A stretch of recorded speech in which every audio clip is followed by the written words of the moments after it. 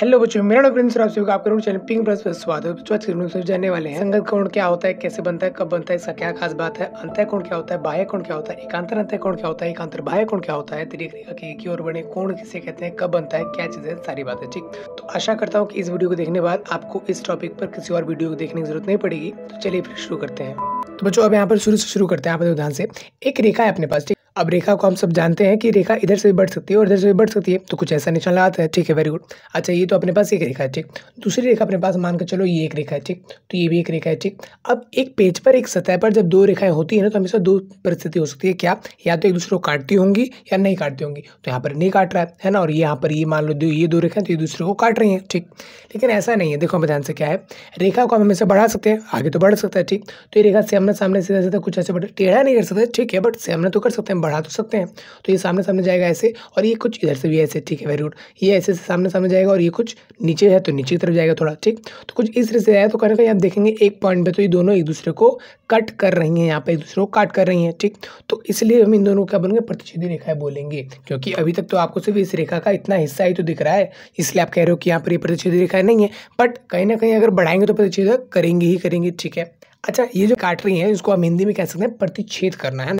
जिस बिंदु पर एक दूसरे को काट रहे हैं उसको बोलते हैं प्रतिच्छेद बिंदु। ठीक, तो ये दोनों एक दूसरे को रेखाएं क्या हो सकती है, कट सकते हैं। ठीक, बेशक वो आड़ी टेढ़ी हो, बेशक पास पास हो, कटी ना हो, बेशक अलग अलग हो, बट बढ़ाने के बाद एक टाइम बाद तो कटेगा ही। ठीक, तो एक तो सिचुएशन ये हो सकता है। ठीक, दूसरा सिचुएशन हो सकता है कि जब वो दोनों बराबर हो। क्या बराबर हो, मतलब ये दोनों पास ही नहीं आ रही है। मतलब इस बार अब जब ये बढ़ रही है तो ऐसे बढ़ते जा रही है, कोई दिक्कत नहीं है, यहाँ पे एक दूसरे के पास आ ही नहीं रही जो कटे, है ना। मतलब यहाँ पर इन दोनों के बीच की जो दूरी है जो कि 1 मीटर है, मान लो यहाँ पर भी इन दोनों के बीच की दूरी अभी भी 1 मीटर है, और जितना बढ़ा है उतना ही 1 मीटर ही रहती है, कभी भी पास वास नहीं आती जो कटे, है ना। तो यहाँ पर क्या है, इनके बीच का जो अंतर है ना वो समान है, यहाँ पर भी यहाँ पर भी। ठीक, तो इनका जो इन रेखाओं को कहा जाएगा समांतर रेखाएं कहा जाएगा, जो कि एक दूसरे को कभी काटती नहीं है। बस ये रेखाओं के बारे में गुण है, ये प्रतिच्छेदी रेखाएं कहलाएंगी, ये प्रतिच्छेद बिंदु, और ये समांतर रेखाएं क्यों क्या होती है मैंने आपको बता दिया, आपको समझ में आ जाए। चलिए, वेरी गुड। अब यहाँ पर देखो ध्यान से, एक रेखा जब दूसरी रेखा को काटती है तो बहुत सारे कोण बनते हैं, जैसे कि ये कोण, ये कोण, ये कोण और ये कोण। ठीक, अब इन कोणों के बारे में ही आपको जो है इस वीडियो में जानना है, और इसको ही जरूरत है। ठीक, अब यहाँ पर एक रेखा है, इसके ऊपर दूसरी रेखा प्रतिच्छेद करिए। ठीक है, लेकिन अगर मान लो दो रेखाएं पहले से एक दूसरे के समांतर है, ठीक है, एक तीसरी रेखा आगे प्रतिच्छेद करे, इसको भी और इसको भी, तो क्या इन दोनों में क्या क्या चीजें सिमिलर चीजें दिख सकती हैं, क्या क्या सेम चीजें दिख सकती हैं, क्या गुण आपको देखने को मिल सकता है, इन सब चीजों के बारे में ही आज की इस वीडियो में आपको जानना है। ठीक है, समझ गया। क्योंकि अब जब इसको समझना है तो हम जो है इसको बड़ा सा बना लेते हैं और उसको समझने की कोशिश करते हैं। ठीक है बच्चों, तो यहाँ पर देखो मैंने बना दिया दो समांतर रेखाएं। ठीक है, समांतर मतलब उनके बीच का अंतर जो है वो समान है। बेशक छोटी रेखा बड़ी रेखा हो सकती है, वो भी समांतर कहलाएंगी, बट बीच का अंतर समान है। उससे क्या होगा, कभी पास आ ही नहीं रही, कहीं कहीं जितना भी आगे बढ़ा लो कभी दूर जा ही नहीं रही, तो इस वजह से कभी दूसरों को काटेंगे ही नहीं, सिंपल है। ठीक है, तो एक हम ले आते हैं तिरछी टेढ़ी रेखा, जिसको तिर्यक रेखा बोलेंगे। ठीक, जो कि ये है, ठीक, जो कि इन दोनों को काट रही है। ठीक, ये भी टेढ़ी रेखा ऐसी होगी, कुछ ऐसे तो होगी नहीं। ठीक, तो ये अपने पास जो है ये रेखा है। चलिए ठीक है, अब जब ये इसको काटती है ना दोनों को, तो यहाँ पे बहुत सारे कोण बन रहे हैं, कुछ इस पॉइंट पे बन रहा है, कुछ इस पॉइंट पे भी कोण बन रहे हैं। ठीक है, तो उनको जो एक बार लिख देता हूँ कि नाम देता हूँ, है ना, कोण 1 कोण 2 नाम दे रहा हूँ। इसका डिग्री कितना है वो हमने चेक नहीं किया, अब चेक करने मेरी है, बस हम नाम दे रहे हैं। ठीक, तो कोण 1 ये हो गया अपना कोण 2, ये हो गया कोण 3, ये हो गया कोण 4। तो ये जो चारों हमने नाम दे दिया, तो अब इसकी बारी। ठीक, कोण 5, फिर कोण 6, कोण यहाँ पर 7, और फिर ये वाला कोण हो गया कोण 8। ठीक ठीक, वेरी गुड। अब देखो ध्यान से समझना इस चीज़ को, जैसे ये रेखा है और ये दूसरी रेखा है, तो जैसे कोण बना रहे हैं ना, मतलब ये जैसे सीधी रेखा और ये ऐसे टेढ़ी रेखा है, इसको ऐसे सेम सिचुएशन यहाँ पर भी तो है ना। बात को समझो, तो कहीं ना कहीं अगर मैं इस पूरे चारों कोण को उठाऊं और इसके ऊपर रख दूं, तो कहीं ना कहीं 1 5 की जगह पर आएगा, और 2 6 की जगह पर, 3 7 की जगह पर, और 4 इधर वाला 8 की जगह पे। ठीक, समझ रहे हो बात को। देखो ऊपर वाला और साइड वाला इस वाले एरिया में जो एंगल है, जो कोण है एक, वो आ जाएगा इस जगह पर, है ना, उसी एंगल पर उसी जगह पर है। तो उसी साथ वाली जगह पर है जहाँ पर ये है, उसी साथ वाले जो कोण बन रहे हैं वहाँ पर उस जगह पर वो है। तो इस तरीके से ये वाले जो कोण कहला रहे हैं ना, कोण नंबर 1 कोण नंबर 2, ठीक, कोण नंबर 2 और कोण नंबर 6, तो ये दोनों आपस में क्या कहलाएंगे, आपस में संगत कोण कहलाएंगे, साथ वाले कोण। सिंपल सी बात है, उसी जगह पर यहाँ पर ये बन रहा है कोण, और उसी यहाँ पर वहाँ पर वो कोण बन रहा है। अब जितने डिग्री का होगा उतने डिग्री का ये भी होगा। फिलहाल तो अभी हमने डिग्री की बात की नहीं है, बात ही क्या हुआ है, यहाँ पर नाम ही लिखा हुआ है, तो हमने नाम दे दिया। ठीक है, वेरी गुड। तो हम नाम की बात कर लेते हैं। ठीक है। तो संगत कोण मतलब सिंपल सी बात है साथ वाले कोण। अब देखो यहाँ पे ध्यान से दोनों जो रेखा यहाँ पर जो है ना समांतर रेखा है, मतलब ऐसा नहीं कि यहाँ पे तो ऐसी है और ये रेखा तो ऐसी, ठीक है। यहाँ पे तो ये वाला कोण बन रहा है और यहाँ पर ये रेखा ऐसे हो जाती है तो इसलिए कोण पतला हो जाता है, ऐसा नहीं है, सेम वैसा ही है। इसलिए यहाँ पर कोण नंबर 1 और कोण नंबर 5 बराबर होंगे, ठीक। संगत कोण यहाँ पर बराबर होंगे क्योंकि ये दोनों समांतर रेखाएं हैं। अगर ये समांतर रेखाएं नहीं होंगे तो ये कोण बराबर भी नहीं होते, बेशक संगत कहलाते बट बराबर नहीं होते, ठीक। तो फिलहाल भी तो हम लिख सकते हैं यहाँ पर कोण 1 बराबर है कोण 5 के। सेम ऐसी तरफ उसी तरफ यहाँ पर जो है कोण 2, दूसरी तरफ यहाँ पर इस जगह पर इसी स्थान पर क्या आ रहा है कोण 6, तो कोण 2 बराबर है कोण 6 के, ठीक है जी, हमने लिख दिया। अच्छा और भी कुछ है क्या? हाँ है, बिल्कुल है। इस तरफ यहाँ पर नीचे की तरफ इस जगह पे जो बन रहा है वैसे सेम यहाँ पर नीचे की तरफ इस जगह पे कौन सा बन रहा है कोण 8, तो अपने पास क्या है कोण 4 कोण 8 के बराबर है, कोण 4 बराबर है कोण 8 के, ठीक है। कॉमन नहीं आएगा, यहाँ पर आएगा, ठीक। अच्छा कोण 3 बराबर किसके? कोण 7 के, ये लो 3 है, ठीक। तो कोण 3 बराबर है कोण 7 के। ध्यान रहे जब बराबर होगा कब? जब ये दोनों होंगे संगत कोण, है ना, सेम सेम से एंगल दिख रहे हैं। अब मान लो ये एक रेखा ऐसे है और ये एक रेखा ऐसे टेढ़ी मेढ़ी जा रही है, तो कहाँ कोई कोण बराबर सा दिख रहा है? समांतर होगा तो बराबर। अच्छा ध्यान रहे संगत कोण बराबर मतलब क्या है? दोनों रेखाएं समांतर भी है, सिंपल उसका उल्टा, ठीक। तो ये तो हो गया समांतर, ठीक है। अच्छा एक सिंपल चीज एक और आपको बता दूं, देखो कुछ कोण आकृति के अंदर तरफ बन रहा है ना, कुछ कोण बाहर की तरफ। जो अंदर तरफ बन रहा है वो अंतः कोण, सिंपल है। अंदर की तरफ कौन से बन रहा है? कोण नंबर 4 अंदर की तरफ है आकृति के। अच्छा कोण नंबर 2 बाहर की तरफ है ना, उस तरफ कुछ है? कुछ नहीं है। एक तरफ इस तरफ कुछ है? कुछ नहीं है। आकृति में तो कुछ नहीं है ना। वैसे कोण 8 कोण 7 आकृति के बाहर की तरफ बन रहे हैं तो ये बाह्य कोण कहलाएंगे। कोण 1 कोण 2 कोण 7 कोण 8, ठीक। अच्छा जो सब बराबर होते हैं क्या? ऐसा कुछ नहीं है बट नाम ऐसा है क्योंकि बाहर की तरफ है तो ये बाह्य कोण, ठीक। सेम इसी तरह कोण 4 कोण 3 कोण 5 कोण 6 अंदर की तरफ है तो ये अंतः कोण। बराबर है नहीं है इसके बारे में कोई गुण नहीं, बस ये नाम इसलिए है क्योंकि ऐसा है, ठीक। ये बड़ी अच्छी बात कही आप। अच्छा अब देखो यहाँ पे ध्यान से एक चीज क्या है, अपने को पता होना चाहिए शीर्षाभिमुख कोण क्या होता है। शीर्षाभिमुख कोण क्या होता है? सिंपल है, पहले मैं इसको यहाँ पे लिख देता हूँ। शीर्षाभिमुख कोण तो और भी सिंपल है, बड़ी सिंपल सी चीज़ है। यहाँ पर देखो ध्यान से आप सभी समझोगे, समझ भी जाओगे, है ना, बड़ी सिंपल चीज़ है। जब एक रेखा काटती है दूसरी रेखा को, मान लो ऐसे, ठीक, तो काटे तो यहाँ पे 1 2 3 4 एंगल बन रहे, ठीक है, वेरी गुड। अब देखो ध्यान से समझना, ये एक रेखा है, ठीक, और ये एक दूसरी रेखा है, काट दी दूसरे को, ठीक है। तो आप देख पा रहे होंगे कि ये दोनों रेखा मान लो सीधी है, मेरे से थोड़ी सी गलती हो सकती है बट सीधी है, ठीक। तो ये वाली रेखा कोण जो बन रहा है इसके कोण के बराबर होगा, सामने का आमने बराबर होगा, सिंपल है। क्यों? आपको तो समझ में भी आ रहा होगा। यहाँ पर देखो बिल्कुल पतली सी कोण है, यहाँ पर बिल्कुल पतला सा है, ठीक। अच्छा ऊपर क्या है? बड़ा सा फैला सा कोण है, यहाँ पर तो नीचे भी फैला सा कोण है, ठीक।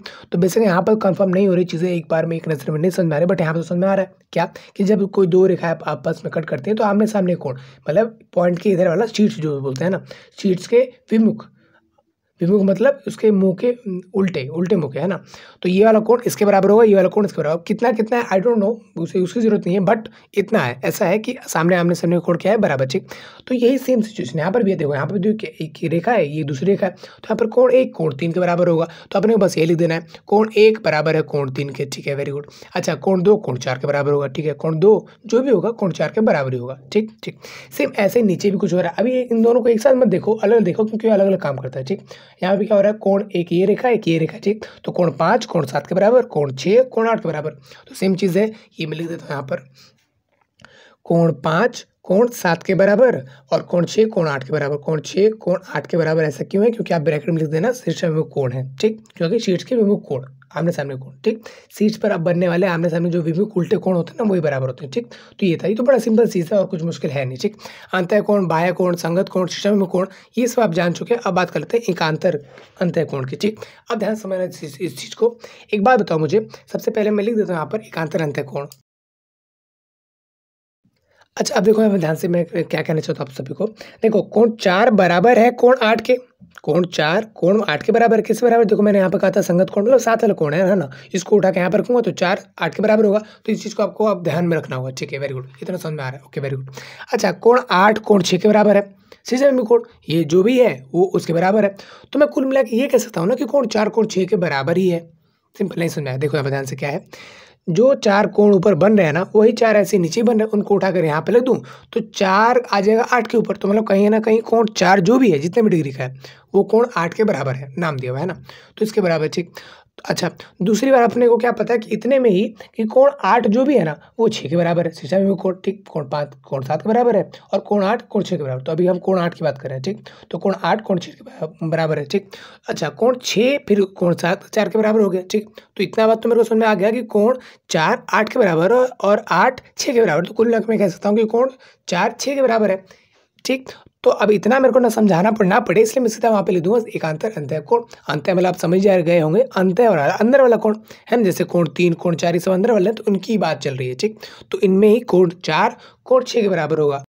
कोण 4 कोण 6 के बराबर होगा। क्यों होगा, कैसे होगा, मैंने आपको समझा दिया। अगर आपको कुछ नहीं समझ में आता तो एक बार वीडियो फिर से देख लेना, और अगर कुछ और दिक्कत है तो आप कमेंट कर सकते हैं, ठीक। अच्छा, कोण 4 कोण 6 जैसे बराबर है, वैसे ही कोण 3 और कोण 5 भी तो आपस में बराबर ही होगा ना, है ना। क्योंकि देखो यहाँ पर जैसे कोण 3 है वैसे ही कोण यहाँ पर 7 आएगा, उसको उठाकर इस पे लिखूंगा तो कोण 7 की जगह पर आएगा, ठीक। अच्छा, कोण 7 5 के बराबर है, तो उस हिसाब से तो दोनों बराबर हुए। तो हाँ लिख देता हूँ, कोण 3 बराबर है कोण 5 के, कोण 5 के, ठीक। सेम ऐसी बाह्य कोण का भी सीन है। देखो क्या ये इसके बराबर है, ठीक है। अच्छा, अब ये वाला अगर इसके बराबर है, क्योंकि शीशम में कोण है, ये इसके बराबर संगत कोण जो है यहाँ पर रखूंगा तो यहाँ पर आएगा, ठीक। अच्छा, ये इसके बराबर है शीशम में कोण, ठीक। आमने सामने कोण आमने सामने वाले कोण, ठीक। तो कहीं ना कहीं कोण 1 और कोण 7 भी तो बराबर हुए ना, एकांतर बाह्य कोण। तो सेम बात है यार, वो चीज़ भी लिख देता हूँ। कोण 1 बराबर है कोण 7 के, और वैसे ही कोण 2 बराबर है कोण 8 के, ठीक। ठीक है, वेरी गुड। अब मेरी बात, उम्मीद है मेरी बात आप समझ गए। बस एक छोटा सा टॉपिक और रह गया और फिर जो है पूरा वीडियो खत्म, और ये आपको समझ में आ चुका होगा, ठीक। रिवीजन भी कर लेंगे थोड़ा सा, है ना। अब देखो हमें ध्यान से, अपने को पता है कि एक पॉइंट पर एक रेखा पर 180 डिग्री कोण बनता है, ठीक। अब मान लो इसमें एक ऐसा कोण भी है, इतने सा एक ऐसा कोण है, तो दो कोण मिलकर कितना होगा 180। इतना समझ में आता है, चलिए ठीक है। सेम चीज़ें यहाँ पर भी हो रही है, मतलब यहाँ पर एक रेखा है तो ऊपर भी 180 बनता होगा, नीचे भी 180 बनता होगा। तो कोण 3 कोण 4 के क्या होगा मिल करके, मतलब 180 बनाएगा। जरूरी नहीं बराबर हो, बट हाँ मिलकर 180 बनाएगा, ठीक है। वेरी गुड, मैं मानता हूँ, ठीक है। अब देखो यहाँ पर ध्यान से क्या है, मुझे पता है कि कोण 3 और कोण 4 मिल करके कितना बनेगा 180, ठीक है। और अपने को पता है कोण 4 कोण तो 6 के बराबर है, तो उस हिसाब से अगर मैं कहूँ तो ऐसे कह सकता हूँ ना, कोण 3 और कोण 6 मिल गया तो 180 बन जाएगा। क्यों नहीं कह सकता, देखो यहाँ पे ध्यान से क्या था, ये दोनों मिलके हो जाता है 180। कोण 4 पता है कोण 6 के, तो छोड़ो ना इसको पे ले आओ, तो कोण 3 और कोण 6 भी तो मिलके 180 हो जाएगा ना। तो कुल मिलाकर हम यहाँ पर ये चीज़ कह सकते हैं कि एक तृतीयक रेखा के एक ही तरफ बने अंतः कोण, अंदर वाले कोण का योग कितना होता है 180 होता है। चाहे फिर उस तरफ हो, चाहे यही चीज़ इस तरफ हो। इस तरफ हो तो कैसे होगा, सिंपल है ना, कि ये दोनों मिलकर कितना होता है 180।